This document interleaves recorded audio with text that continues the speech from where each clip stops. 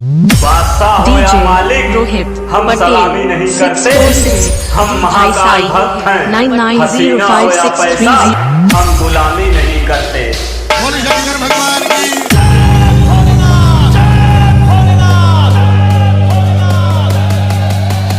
मेरी आवाज आप लोगों को साफ सुनाई दे रही है?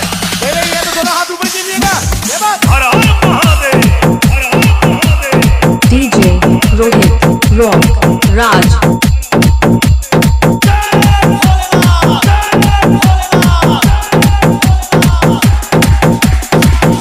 डीजे रोहित पटेल 646 डी भाई साई रोहित 990563।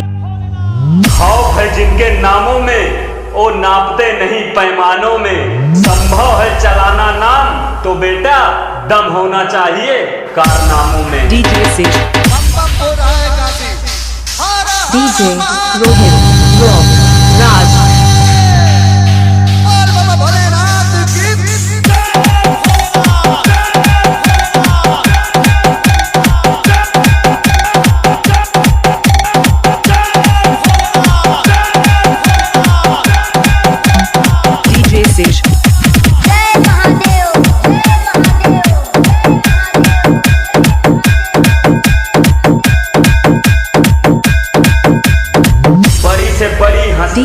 मिट गई महाकाल भक्त को झुकाने में।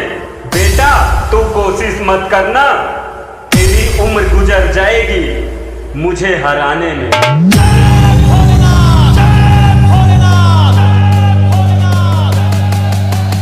मेरी आवाज आप लोगों को साफ सुनाई दे रही है?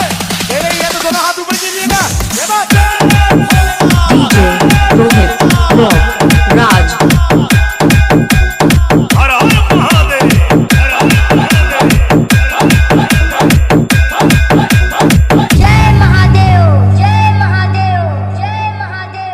शेष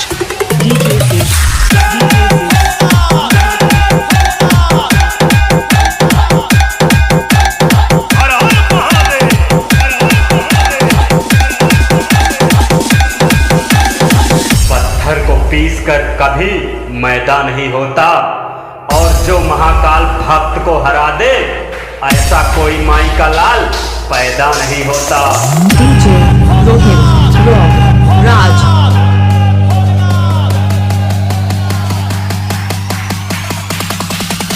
डीजे रोहित रॉक राज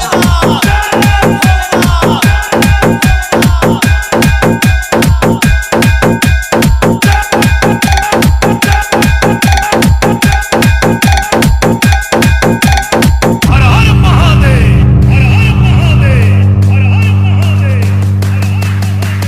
डीजे शेष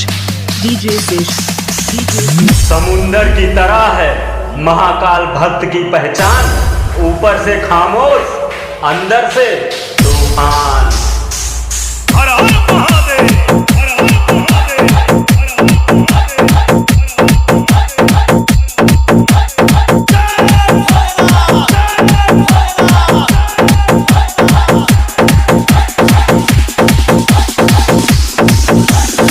हर महादेव।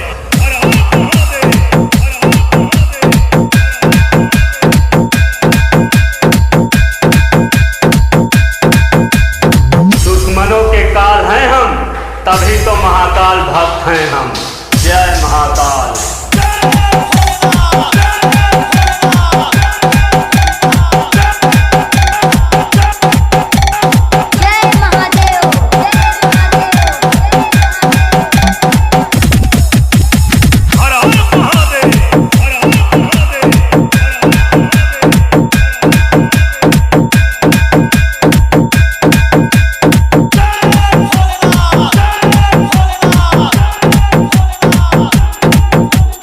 डीजे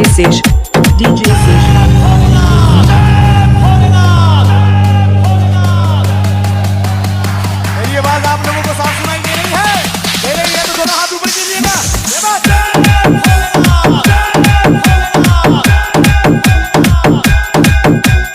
हर हर महादेव, हर हर महादेव, हर हर महादेव, हर हर Mahadev. DJ Sesh, DJ Sesh.